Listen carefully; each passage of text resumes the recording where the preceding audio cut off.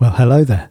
I just want to give you a really quick precursory heads up as we dive into the Series 6 reaction episodes of Inside Number 9. Stephen and I are recording these podcasts live alongside our lovely audience on YouTube immediately after watching each new episode of Series 6 of Inside Number 9.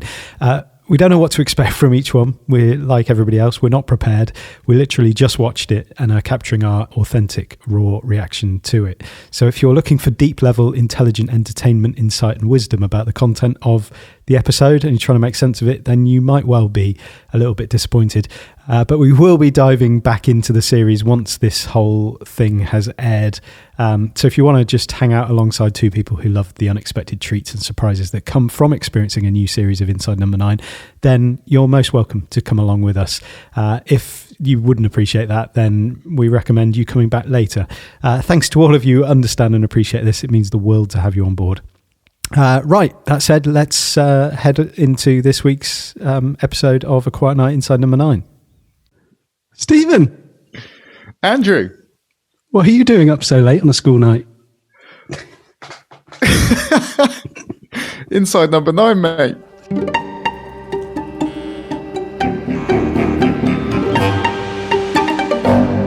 Can I just say that after that episode, I feel a little bit seen.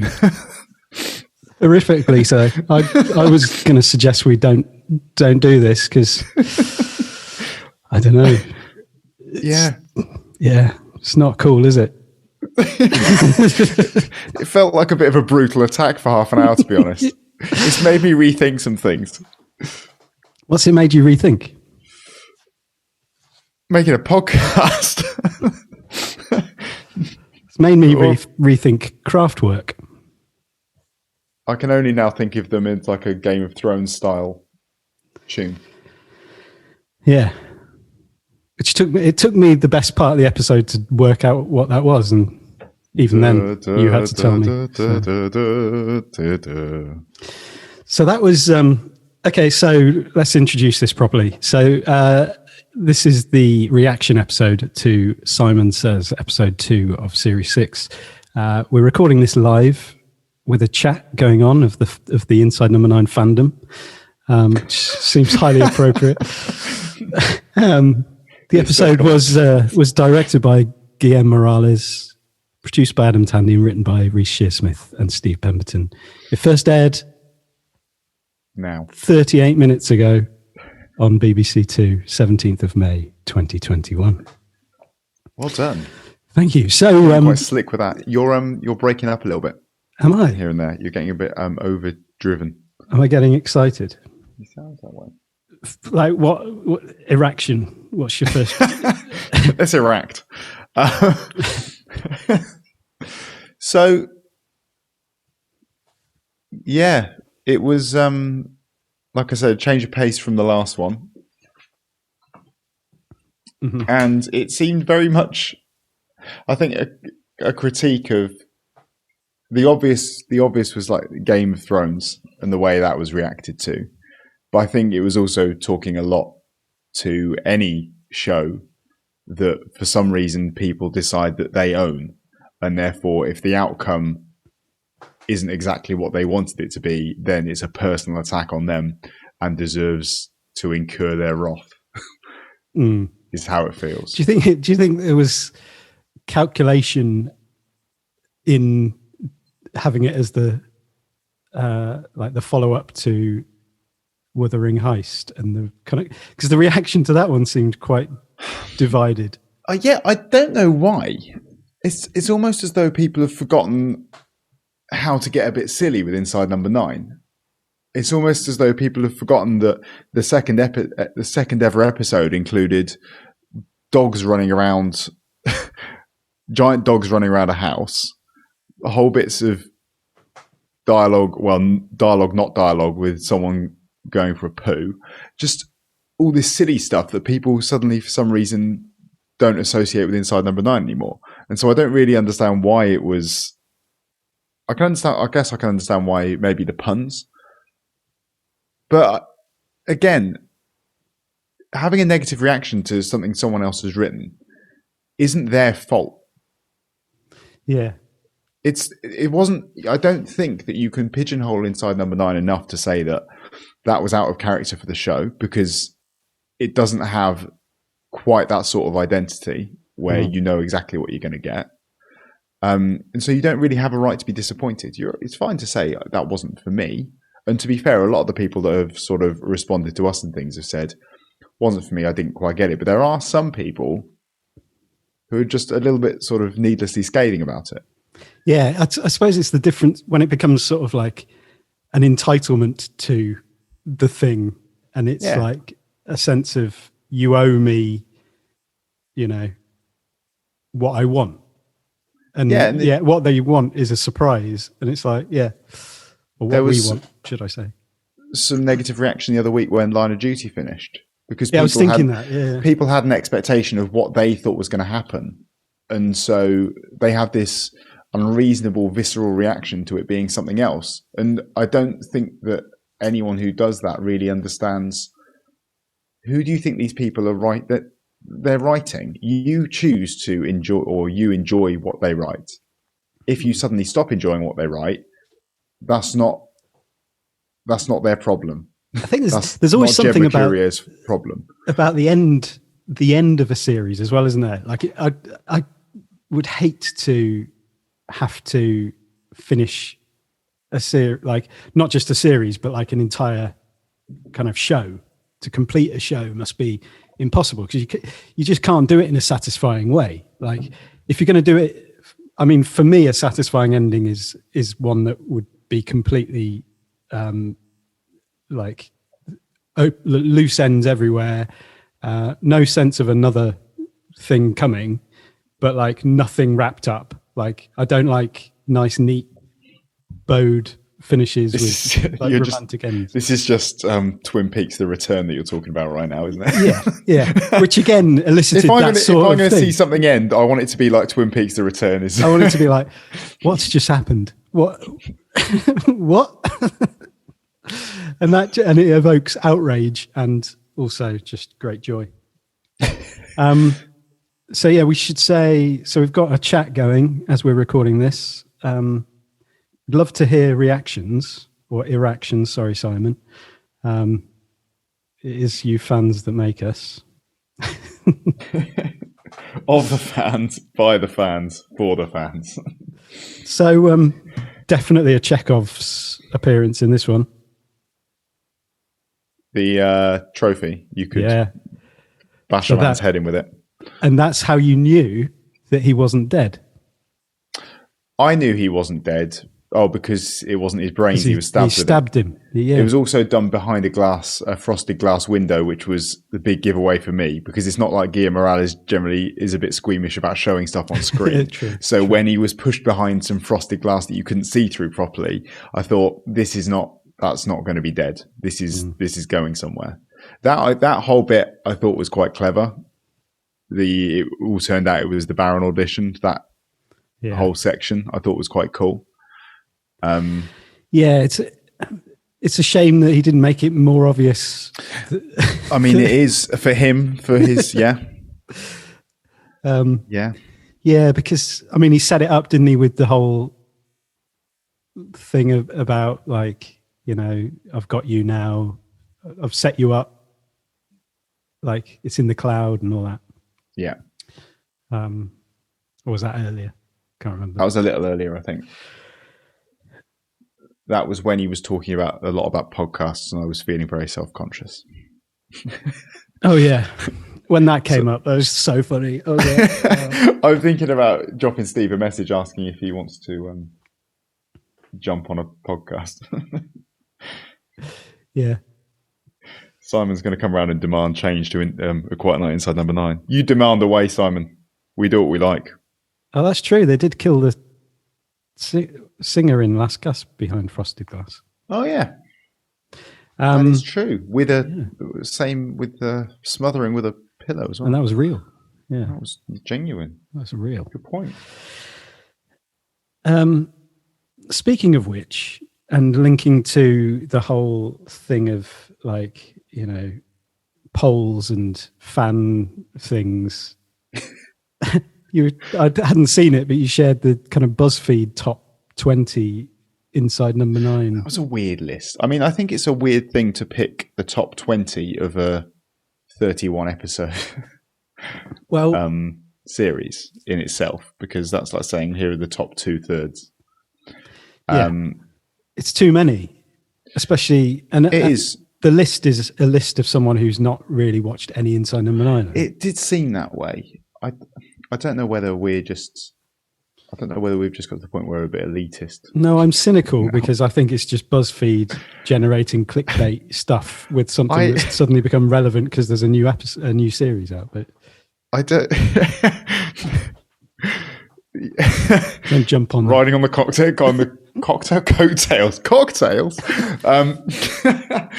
Riding on cocktails. I thought you can't have a top 20 of Inside Number 9 that doesn't include Bernie Clifton's dressing room or Deadline, as far as I'm concerned.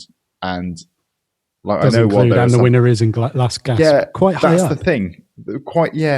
Really quite high up. And the little blurby bits just smacked of someone that hadn't really watched any of it. There's always a humongous twist.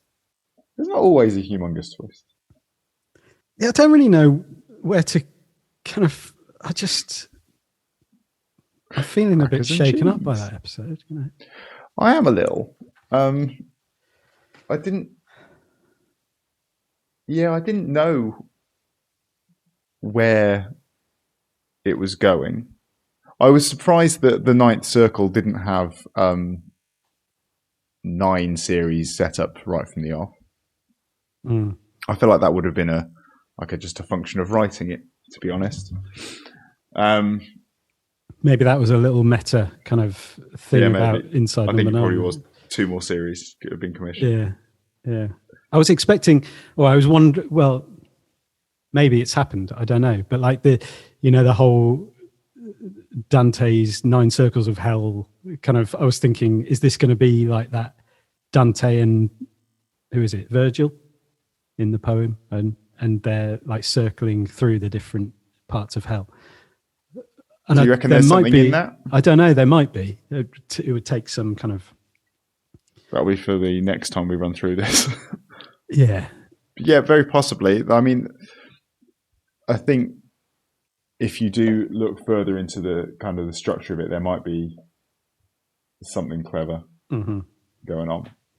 It's too soon to say. Oh, that's a good point. Joe said, anyone else get Mig vibes from Tom and Jerry? Yeah, I did. Certainly straight at the beginning when the kind of call came through from Simon, and it was, I jumped straight to Mig. Yeah, exactly. Again. Again? Who are you? I also did wonder whether there was going to be a sort of a reveal of Simon as a dark side of Spencer's psyche or something, which didn't happen.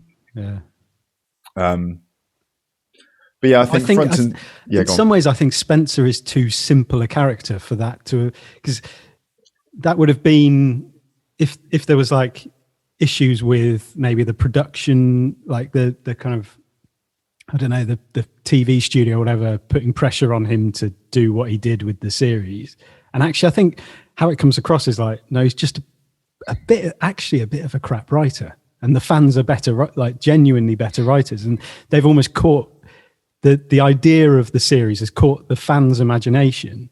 And what it is as a concept is far more powerful than what it was. You sound like you're switching your allegiances here. You sound like you're starting to take the fan side here and say that basically you should crowdsource your ideas past a certain point. Well, I mean, certainly by the end of it, when he's there with the book, isn't he? And it's like, well, now I can write great stuff because I haven't written any of it. Like the fans have written all of this stuff. So like the obvious comparison is George R.R. Martin? Is that him? Yeah. Game of Thrones guy? Yeah, I don't know. I've not watched. I think it's him. I can't remember. But so if you gain the right to be disappointed because you're such a huge fan and the writings let you down at the end, there must have been something about that writing in the first place that drew you into this program and made you such a huge fan of it. So really, once you're in there, he's got you at that point. It's up to him what he does. And if that's the way that he saw it going, then that's kind of fair enough. And I guess if he ran out of ideas and the writing just got a bit ploddy and a bit slow and yeah. I don't know, why am I getting a call, Steve? Oh, Simon, yes. Misery. Very much misery. Misery, yeah. In fact, actually, that was one of the things I was thinking this morning when I was thinking about what I'd heard about the episode so far was, are we going to get misery vibes? And I guess he did have him sort of ransom, basically. Having him under control. And that bit where we saw the power dynamic in full play as he was bringing him his grapefruit as he forced him to work, and then Steve was screwing up pages from the script and things because Simon wasn't a fan of it. Writer. Yeah. No, well. No, I'm full on the fan side here now. Yeah. It's I was thinking of Lost as well, another series I didn't watch any of. I'm just drawing these comparisons to things I've never seen. Well, Line of Duty I've not watched any of, but I've seen very angry reactions to. Game of Thrones, obviously the same. Yeah. Lost was definitely incredibly that. I think probably the biggest, I don't know, it seemed like the biggest reaction to that was. And I think that was, I guess it's usually these things that promise so much that people build. And I guess this comes down to the fact that fanfic that was being written was probably being written while it was all going on. And so someone is building up this idea of what they think the perfect ending is, and everyone's doing that themselves. Everyone has an idea of where they think something is headed, and so they build up this expectation in their heads of right, what's coming, and then if it doesn't transpire as that, it's a case of, well, this is absolutely ridiculous, this is disappointing, this isn't what I'd imagined at all. And I guess the problem is that if you've got millions of people watching, then the number of different paths that can take, it's going to disappoint people. People are going to be disappointed. You can't really account for that when you write, and you can't really try and please everyone. People would be disappointed if you came out with the thing that they'd written as because it's like, oh, that's what I was expecting. So you can't really win. No, you can't. With a finale, with the end of something, you just. Well, no. I mean, he said that what he was aiming for at the end of it was it was deliberately low key. It was a cerebral dialogue-led show, and he just wanted it to end on that rather than go out with a bang. And that's pretty much what happened with Line of Duty. If you haven't watched all of Line of Duty, then sorry, you probably should have done by now if you're that interested. I haven't watched any of it, mate. That's fine. Then don't worry. Then this isn't a problem for you. But that was Watch something Twin Peaks, though. That was something that for 6 series, there'd been so many bang moments during it, and at the end of each series, bang, bang, bang, that when they finally gave this reveal that was at the very end of it, that was, this isn't all tied to one big thing. This isn't one huge set piece to finish this all up. It's life's dreadful. That's how it is. And that wasn't what people expected. And yet I saw Jed Mercurio responding to people online, and he was actually posting Nielsen ratings and things and saying, I mean, the Rotten Tomatoes thing was quoted here, that it got 31% on Rotten Tomatoes, and Jed Mercurio was saying, right, so you can take your aggregator at websites like that, but we've also polled this many people who are just regular watchers of it, and this percentage of people actually enjoyed it. Mm-hmm. And I guess it's your vocal outrage that makes the waves. Although being booed at the TV awards seems a bit harsh. That's why he had to smash his head in on the cobbles. Yeah. So I mean, so that was a proper fight at the beginning. But it was a setup. Yeah, but I mean, Gavin must have. Well, he must have inflicted a bit of pain on Gavin. Well, yeah, he shoved him over But I think he shoved He him pretended over, to have his head. and gaping Gavin on the pretended cobbles. to have it. I mean, Gavin's clearly got like props, blood pellets and things to make it look like he's been stabbed or has fallen over and smashed his head open. Gavin's maybe Gavin should be getting parts in this. Yeah. Gavin's managed to fool Spencer into thinking he's dead twice. Yeah. Killed him Nick twice. Mohammed is a genius. I was so glad to see him arrive after. Oh man, just Ted Lasso. Ted Lasso is a delight. Is a delight. Yeah. He's got such a nice vibe, Nick Mohammed. Yeah, he does. He's such a laid back guy. Yeah, just like a real. Even when gentle he's presence. being earnest in Ted Lasso, he still comes across as really laid back. Yeah. Yeah, the hair was a bit more obvious to spot this week. Did you see it? I didn't actually. I Ian wasn't looking out commented for on him. it. It was in the bedroom on the top shelf next to the, when the mask, the head turned. Yeah, down. yeah. Was that the spare room then? Because he said that the severed head Oh, yeah, it must prop have been. was in Yeah, the yeah. spare room, didn't he? Yeah. Which was weird. He knew that that's where it was. Would he read that in an interview or something?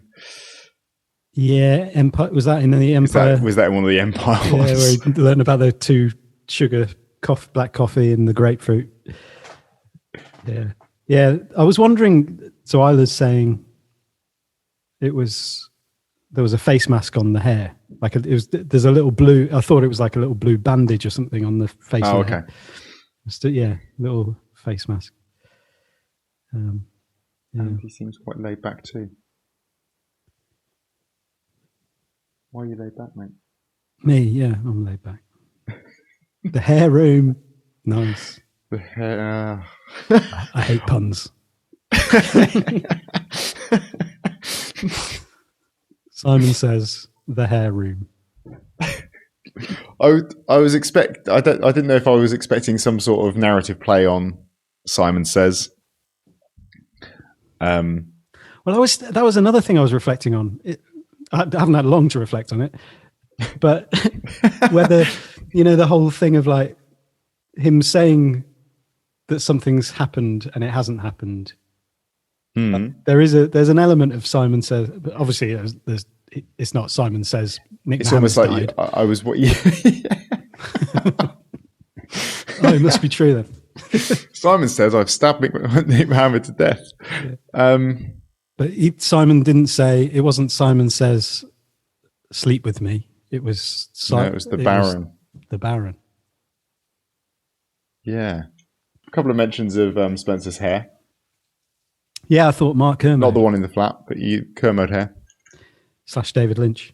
I did like the sweater around the shoulders thing Yeah. to wear just around the flat during the day. Which again, to me, is like, he's not a very good writer because he cares. And the whole aesthetic of his flat was very like, no, this guy is taking the money from the merchandise sales. He's taking the money from the fan, everything that the fans are giving him. He hates the fans. He loathes the fans. And yet he is enjoying the proceeds from the fans' sacrifice. Do you think he started off liking the fans? Do you think he started to hate the fans as they started to turn on him? Because I don't think he's ever thought about the fans. you love the fans now, don't you? You love the fans. I don't think he's even given the fans a second thought at any point during any of his career. He might have started off writing for the fans, but then they just all turned on him. So he thought, well, what the hell? What's the point? What's the point in trying to please this group of people who I will never please anyway? They didn't turn on him. They were trying to help him. They were trying to assist him in writing something better. No, you can't do that. You can't. It's like this thing of we've taken control of this now. Was pretty much it, wasn't it? It like, oh yeah. Simon was the fans' representative in the flat who was going to help them overthrow But then he separated himself from the fans because he was like it was that speech, wasn't it? The fans that need fumigate. They're pests. They need fumigate. Yeah, exactly. But I mean, he was baroning at that point as well, though, wasn't he? He was, yeah. But it was almost like representing what Spencer is, like, yes. and sort of identifying with that. They need fumigating. Spencer is the Baron. Yes. The- Reese is acting bad acting within the acting. Oh, another cracking example of bad Done it acting within himself, actually the overacting. Where is your justice now? Yeah, With a badge and a word search. a word search, not a crossword. He's not clever enough for it to be a word search. I thought when they were going through the message board stuff as well, they ruined my show. Very much an ownership there thing, and yeah, I guess you could say that if Spencer is so uninterested in it, then maybe someone else should get a chance to have a stab. Yeah. Well, yeah. I mean, if they want more as well, like, yeah, if he's not bothered about writing more, then by all means. But then you lose control of your creation a bit. Yeah. So let's say, how would you feel if a Twin Peaks fan group put out good point. something that was like an addendum to the ending of The Return that retconned a load of stuff that happened? I guess I'd have to know. I mean, that Mark Frost and David Lynch care about Twin Peaks as well. I just don't feel like Spencer cares about this. I don't think he's ever cared. So he's the issue here, and so I mean, you feel like in this circumstance, the fans have a right to feel aggrieved. Well, this more or less happened actually, and it didn't go well in series 2 of Twin Peaks after David Lynch had to secede to the pressure to reveal the killer of Laura Palmer, and then the series just went way off track, like, because it had no purpose anymore. But it still carried on for another number of episodes. A lot of episodes, too many episodes. And it was kind of fans of the show directing and writing. It wasn't like a fandom, but it was like people who were into the show, who were directors and writers. And it was just like, you've kind of missed the point, I think, here a little bit. But I think there's something to be said for. I mean, if you take, I can't believe we've got this far without mention about toxic fandoms, without mentioning what's happened with Star Wars in the last few years as well. That's just out of control of people who are cancelled. Just don't bring up something like that. We'll get destroyed. Like, it's just that's an example of actually fans who are now directing things, because I mean, if you're a film director at this point in time who is directing sci-fi movies, there's every chance that you are a massive fan of Star Wars because it's what you grew up with. Yeah. And so you've now got people who are making Star Wars films who are contributing to a universe that they grew up loving and are now having people screaming at them for being dreadful human beings because they made a film that didn't represent exactly what they wanted to see on the screen, without realizing that it's still a Star Wars. It's a Star Wars film. All of them were just Star Wars films. Yeah. You had lightsabers, you had laser battles, you had aliens, and it was all great. It was all good fun. Why do people get so angry about these things? I think it touches something deep within people, doesn't it? Which I guess is good, that it draws people in to that extent. And the same here with this, and the shows that it's paralleling. It's not paralysing it. The shows that it's kind of reflecting is that you do have people who, I guess, they feel that they've ploughed so much of their time and their mental energy into investing into something that they feel like they're owed something at the other end of it. And I think for the most part, they've therefore got that relationship wrong. Yeah. Yeah. And I think this is where actually Inside Number 9 is totally different. And I know it's different anyway, because it's not a kind of serialized series. So you don't have the same kind of pressure on concluding a series.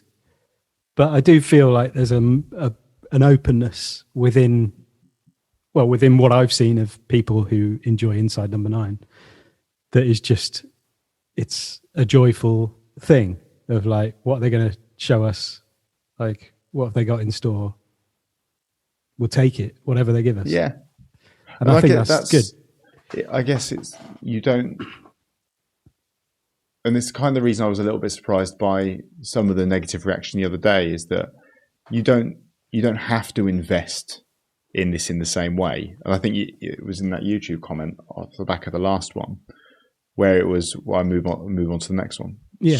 That's just how this is. You don't have those characters to really get behind and just pour your mental energy into. Sort of. Yeah. week by week thinking what's going to happen to this person next. And just, you don't know what's coming week by week with this. And so it doesn't really provoke that same sense of, I'm in this, I guess. Yeah. But I think that's a positive with this. Yeah, definitely. And what hopefully won't provoke. And also, like, there's no ending to this, is there? That's the other thing, is that you don't have to write a finale for an anthology series because you just don't do another one. Right. That's it. Exactly. They set out on the right foot starting this one. Yeah. So, I mean, probably don't have a huge amount more to say. Maybe just like the twists.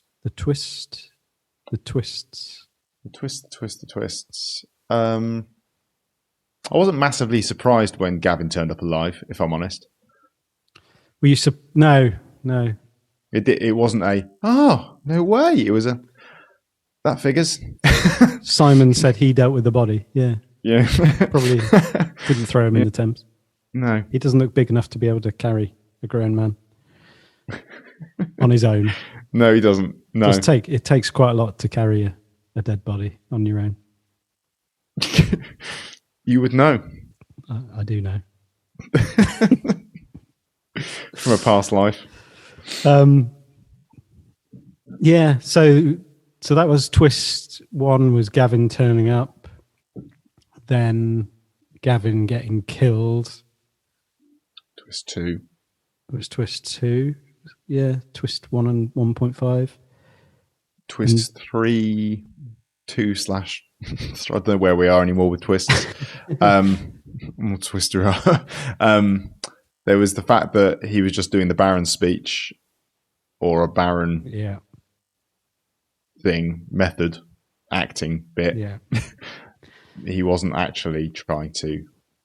What a scene that was as well. Spencer. Just to say, it was with because the music, like the tension in, or the kind of resignment, the resigned nature,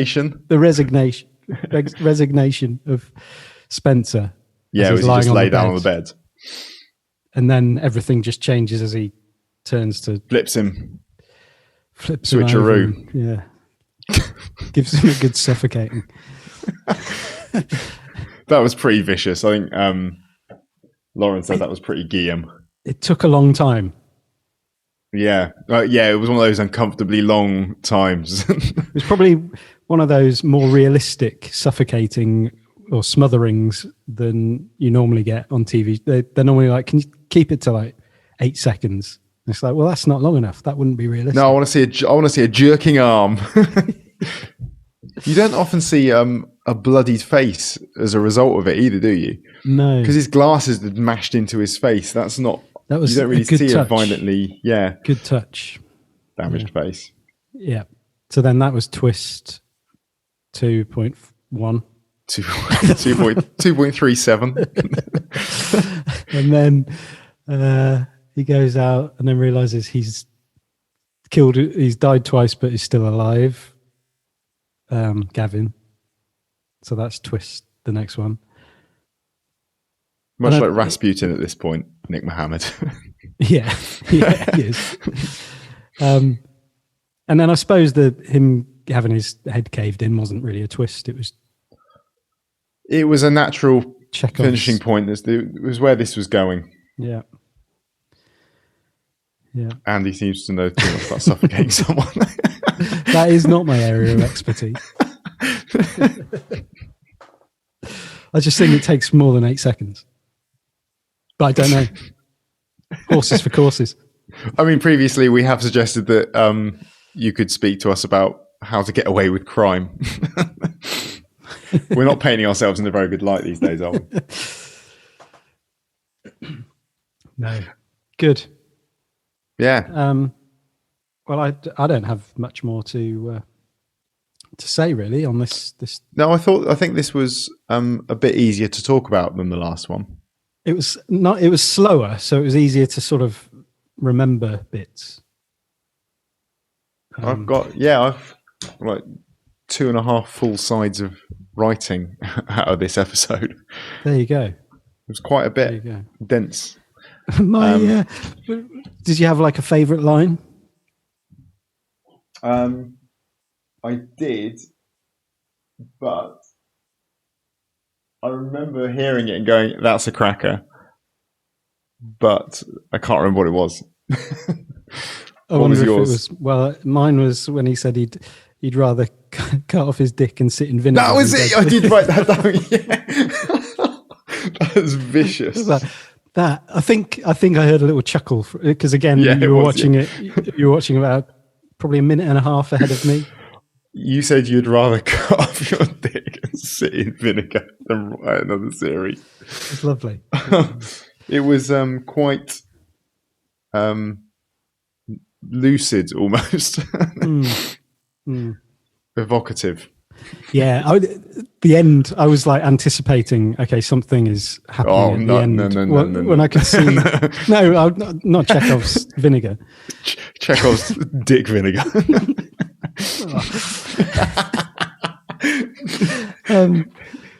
No, when I was watching, because I had like half an eye on your reactions to what you were watching. Most of my reactions were at podcast bits. I'm wincing. At the end, you were just like, you had this look of like shock of disbelief on your face. I was like, oh, what's coming? What's coming? No dick vinegar. Nick Mohammed being forced to sit in a bath of vinegar, having had his dick cut off at the end. That would have been a twist. It would have been a twist that we all saw coming, so to speak. You can't end the podcast on that. Cool.